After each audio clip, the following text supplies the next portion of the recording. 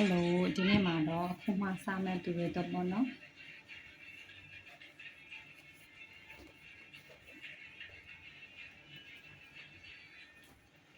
ခုမှစမဲ့သူတွေတဲ့ချီထုံးနေ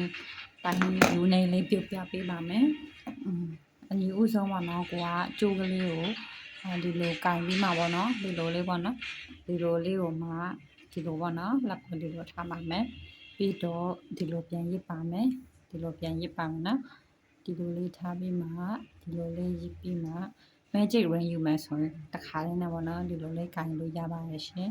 တကယ် magic ring ပဲဖြစ်ဖြစ်ပေါ့နော် chain ပဲယူမယ်လဲဖြစ်ဖြစ်ဒီလိုလေးထားပြီးပါနော်ကိုကဒါဒီလိုလေးပေါ့နော်ကျိုးကိုဒီလိုလေးဒီနားလေးကအာတန်ရမယ်နော်ဒီနားလေးကိုတန်တမမလေးနဲ့ကင်ပြီးမှကိုတန်ရတချို့ကြတော့ဒီလိုကင်တယ်မင်းကြတော့ဒီလိုပဲကင်တတ်တာမလို့ဒီလိုလေးကင်ပြီးပါမယ်နော်ပြီးတော့ဒီမှာပေါက်လေးရှိမှမတာလေးကိုဒီလိုလေးဆွဲပြီးမှဒီလိုလေးကလော်ပြီးပါ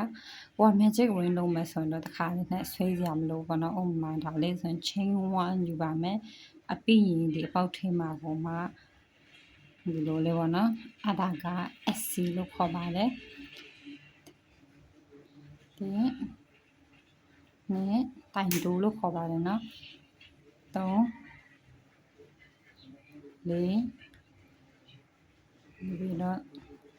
5 6ပြီးတော့ဒီလိုလေးကျိုးကိုဆွဲပါမယ်ဆိုရင် magic ring ထဲက CSC ဒီနားလေးပထမ SC နေရာမှာရှက်ကောပါမယ်နော်ဒါဆိုရင် magic ring အဝိုင်းလေးရပါပြီနော်ပြီးတော့ဒီလိုချင်းဝါးလေးပြန်ယူမှပြန်တက်လို့ရပါတယ်ခေဒါလေးကို magic ring လို့ခေါ်ပါတယ် magic ring ထဲမှာ SC လေးထိုးတာပါတိုင်ပိုးလေးထိုးတာပါပြီးတော့ဆောနာကင်တယ်လို့ပဲပေါ့နော်ဒီလိုလေးလက်ကိုဒီလိုထားပြီးမှဒီလိုလေးကင်ပါမယ်ပြီးတော့ဒီလိုလေးကိုမှာပေါ့နော်ဒီလိုလေးပြန်ထည့်လို့ရပါတယ်ပြီးတော့ဒါကိုကျိုးကိုဒီလိုပေါ့နော်အလေးကိုထည့်ပြီးမှဒီလိုလေးယူပါအဲ့ဒါ slip knot လို့ခေါ်ပါတယ်ဒါကို slip knot လို့ခေါ်ပါတယ်ပြီးတော့ဒီလိုလေးဆွဲပြီးမှဒီလိုလေးပေါ့နော်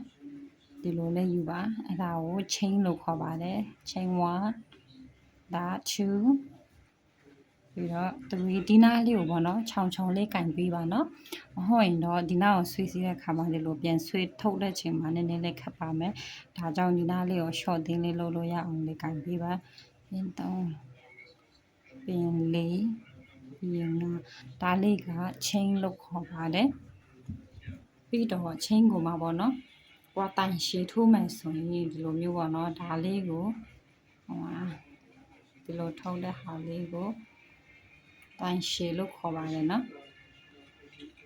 ဘာနှစ်ရပြန်တင်ခဲ့အဲ့ဒါခါရနဲ့ဆွဲထုတ်ပါမယ်ထပ်ပြပါမယ်နော်ဒီလိုလေးရစ်မယ်ပြီးရင်ဒီလိုလေးထဲကိုထည့်မယ်ဆွဲလာမယ်ပြီးရင်နှစ်ပင်ကိုလှုပ်မယ်နှစ်ပင်ကြံခစ်ပါမယ်ပြီးရင်နှစ်ပင်ကိုထပ်လှုပ်မယ်ဒါကတိုင်ရှည်လို့ခေါ်ပါတယ်ပြီးတော့နှစ်ရစ်တိုင်ရှိတယ်နှစ်ရစ်တိုင်ကြတော့ဒီလိုတစ်ခါနှစ်ခါပေါ့နော်အဲ့ဒါကြတော့နှစ်ရစ်တိုင်လို့ခေါ်ပြီးမှသူကကြတော့3ခါတော့ရမှာပေါ့နော်တစ်ခါနှစ်ခါ3ခါဒီလိုလေးပေါ့နော်ဒါလေးကိုတော့တိုင်ရှည်နှစ်ရစ်တိုင်လို့ခေါ်ပါတယ်ဆိုတော့ဒါလေးပဲတင်ပေးပါအောင်မယ်ပြီးတော့နောက်နေ့မှာဆက်တင်ပေးပါမယ်ရှင်